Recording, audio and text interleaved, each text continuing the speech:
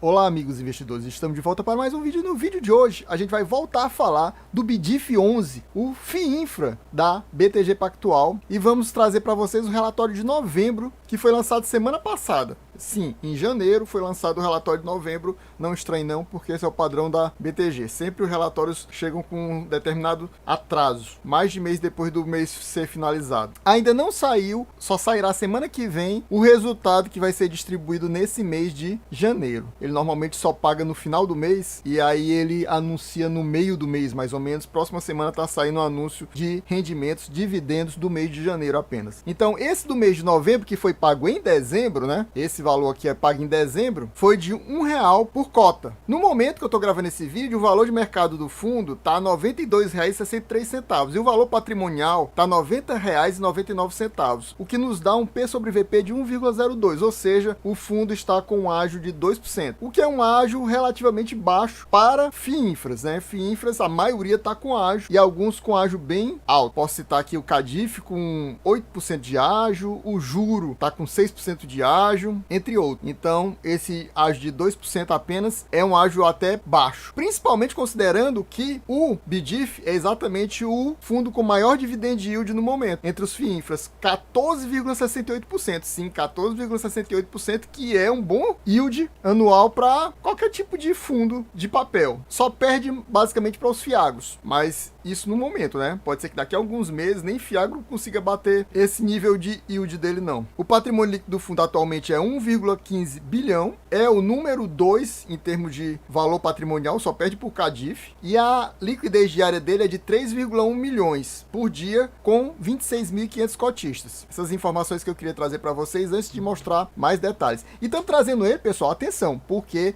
a gente bateu a meta de 200 views, que era o mínimo aceitável para trazer um vídeo já na sequência, no mês seguinte. A gente tá com o CPTI também aí no canal. Se o do CPTI não bater 200 views, ele não vai ter vídeo no próximo mês, ou seja, nesse mês, aliás, porque eu trouxe ele no começo desse mês, mas o relatório do mês anterior. Se ele não bater 200 views, a gente vai passar 2, 3 meses sem trazer relatório dele, infelizmente, porque não dá para trazer todo mês vídeos de ativos de fundos imobiliários, FIAGROS, ações que não estejam batendo metas de views. A gente aqui tá trabalhando na base de meta de views. Então, esse aqui tem que bater pelo menos 200, mas o ideal é que já o foco seja 250 views. 250 views para ver se vale realmente a pena a gente continuar. Então, vamos pedir pelo menos 250 views aqui para vocês. E se você não é inscrito, meu amigo, não perca mais seu tempo, se inscreva agora, deixa aquele likezão e ative o sininho para receber as notificações dos próximos vídeos o mais rápido possível e assistir sem perder seu tempo. Aqui a gente vê que o principal setor que o fundo trabalha é saneamento. Cerca de 22% é saneamento do portfólio do fundo. Aquela capa ali era uma empresa de saneamento. Ali é basicamente tratamento de água. Você encontra fotos daquela ali, por exemplo, na Sanepar. Segundo setor ele mais trabalha é com energia, né? Tem 12,8% em geração e 4,8% em transmissão. Depois vem telecomunicações, depois rodovia, iluminação pública, mobilidade e indústria. A gente vê que boa parte dos devedores deles tem rate, AA+, AA, AA-, A+, e A. E tem 21 sem rate, e a gente vê que tem boa parte da carteira do fundo que ainda está em caixa. Aqui você vai ver que tem uma diferença pequena em relação ao valor que eu coloquei, mas isso aqui, se lembre que isso aqui se refere ao fechamento do mês de novembro, e a gente já está em janeiro. Então tem essa diferença. 83% do valor do fundo está alocado em debênture, mas como eu falei, tem um bom percentual ainda em caixa. Tem 27 ativos no portfólio. A taxa líquida do fundo é IPCA mais 7,17. Taxa líquida por quê? Porque aqui ele já exclui taxa de performance, taxa administrativa, taxas da B3. Então a líquida é essa aí, IPCA mais 7,17. O que nos dá um spread aí em relação ao Tesouro Direto de cerca de uns 2,5%. Basicamente é isso. Lembrando que o IPCA do Tesouro Direto está na faixa de 5,5%, mais ou menos isso, mas tem o imposto de renda, né? No mínimo 15% se passar 2 anos do lá investido. Se não passar, ele cai em termos de 1 ponto percentual aí só de imposto de renda. E no momento desse fechamento aqui do relatório, o valor da cota patrimonial estava R$ 90,07 e agora está quase 91. E como eu falei, esse relatório é de novembro, ó, mas se refere ao pagamento feito no final de dezembro. Ou seja, no relatório de dezembro vai se referir ao pagamento que vai ser feito, ainda vai ser anunciado anunciado nesse mês de janeiro ainda, que só deve ser lançado no início de fevereiro, e a gente traz para vocês, se a gente bater a meta, é claro. Destaques do mês aqui do fundo. O fundo iniciou em novembro as alocações da terceira oferta pública, né? Ele teve emissão recente, o fundo cresceu, por isso como eu falei para vocês, ele se tornou o segundo maior fundo em termos de valor patrimonial da bolsa, só perdendo para o Cardif, e ele alocou esses valores recebidos em ativos líquidos para otimizar, ou seja, melhorar o carrego do fundo, que é a taxa do fundo. Em relação à carteira do fundo, as emissões incentivadas, no caso são as debêntures que ele está falando, tiveram uma forte recuperação após 3 meses de resultado negativo, ou seja, passou 3 meses tendo resultados negativos na marcação a mercado, porque essas debêntures eles sofrem muito com marcação a mercado e às vezes cai muito e caiu muito nos meses anteriores, e teve uma recuperação no mês de novembro. E aqui ele fala da questão do volume de negócio, né, a liquidez diária do fundo, que eu já citei para vocês, que é 3,1 milhões por dia. E aqui foram os ativos que ele comprou nesse mês de novembro. Comprou esse BRK PA 0, AMC 12, Betel 12, GRRB, o COM R14, o CPTM 15, e aqui do lado você vê os valores em milhões, ó, 40 milhões, 40 milhões, 40 milhões, 40 milhões, 36 milhões, 12 milhões. Para que ele fez essas alocações? Ele ainda justifica o objetivo de otimizar o retorno após a entrada desses recursos em relação à liquidação da oferta. Para que ele quer isso? Para aumentar o carrego médio do fundo, ajustar o risco do portfólio e potencializar, aumentar os ganhos de capital no médio prazo. Vamos lá. Isso aqui ele já trouxe e está trazendo novamente, né? Não faz muito sentido para mim nem isso, né? Mas tudo bem. Agora, a tabela de precificação aqui é aquela tabela de sensibilidade, né? Basicamente é isso, pessoal, que essa tabela quer dizer. Dependendo do valor que você está comprando o fundo, qual seria a taxa que você está ganhando? O valor que você está ganhando. Então, no caso, comprando a esse valor atual, que como eu falei para vocês, o valor atual é R$ 92,63, é praticamente R$ 93.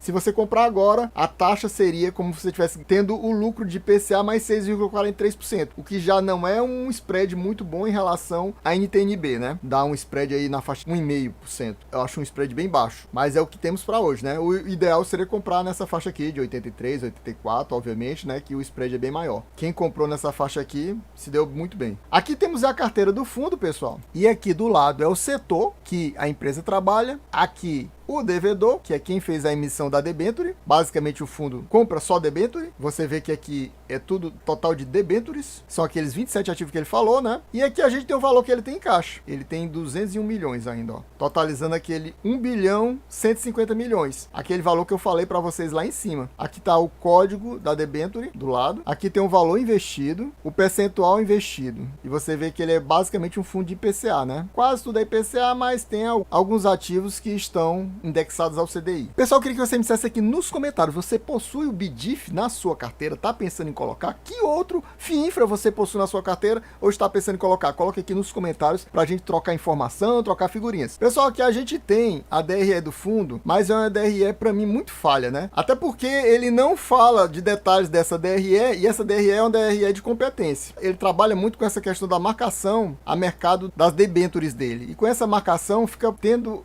você tem a impressão que em vários meses o fundo está tendo prejuízo. Prejuízo. Ele nem está vendendo a debênture, mas ele marca mercado e quando aquelas debêntures com a marcação a mercado perdem valor, ele coloca aqui, registra em ganho de capital. Na realidade, seria prejuízo, né? Porque ele bota aqui entre parênteses. Isso aqui fica muito confuso, porque a gente não entende qual o valor que o fundo tem em reserva e qual o valor que ele está entrando no caixa mesmo para ele fazer os pagamentos dos dividendos para os seus cotistas. Se você fosse ver por isso aqui, ó, aqui é o resultado em milhões, viu, pessoal? Isso aqui é tudo em milhões. E aqui ele passa a falar o resultado por cota, que é em reais. E aqui você vê, por exemplo, ficou negativo em 15 centavos por cota, ficou positivo em 11 centavos, ficou positivo em 56 centavos. Nesses meses aqui ele distribuiu R$1. Então, fica sem sentido você ficar olhando isso aqui, até por causa dessa questão dele fazer essa marcação a mercado, e mesmo sem ter vendido o ativo, ele coloca que o ativo tá, digamos, puxando os resultados do fundo para baixo. O ideal seria que ele colocasse aqui uma DRE por caixa, pra gente saber quanto dinheiro entrou, pra gente ver por que a gente tá recebendo, por que tá tendo essa variação. E uma coisa que eu não gosto no fundo é a questão da variação. Ele não sabe deixar um negócio mais estável, né? Ficar vários meses distribuindo o mesmo valor, tentar distribuir o mesmo valor para não ficar sobe e desce, como é a distribuição do fundo, né? Alguns meses ele distribuiu até 1,50 e depois começou a distribuir 1,10, agora tá distribuindo só R$1, a gente não sabe quanto é que vai ser a próxima, não tem nem ideia. A gente só sabe que nesse mês de novembro ele conseguiu ter um resultado por competência de 2,24 e distribuiu R$1. Mas aqui você vê que deu negativo e ele pagou aqui acima de R$1 e aqui R$1. Então a gente fica totalmente perdido para saber quanto é que ele poderia pagar a gente não tem nenhuma noção sobre isso por causa desse tipo aqui de DRE. Então pessoal, a gente vai ficando por aqui, espero que vocês tenham gostado. Quem gostou já sabe, se não for inscrito, se inscreva agora, deixa aquele likezão e ative o sininho para receber as notificações dos próximos vídeos o mais rápido possível e não perder seu tempo. É isso aí, valeu, até a próxima e fui!